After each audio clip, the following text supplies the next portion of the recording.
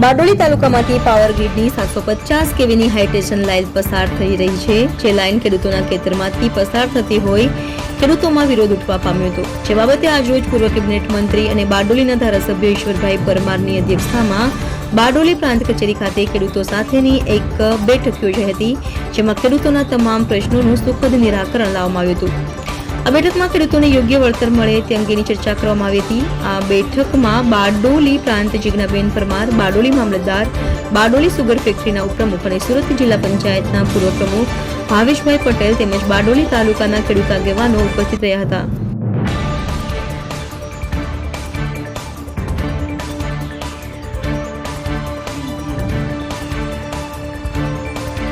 Reporter પ્રશાંત Patel, એબી 48 news, Bardoli.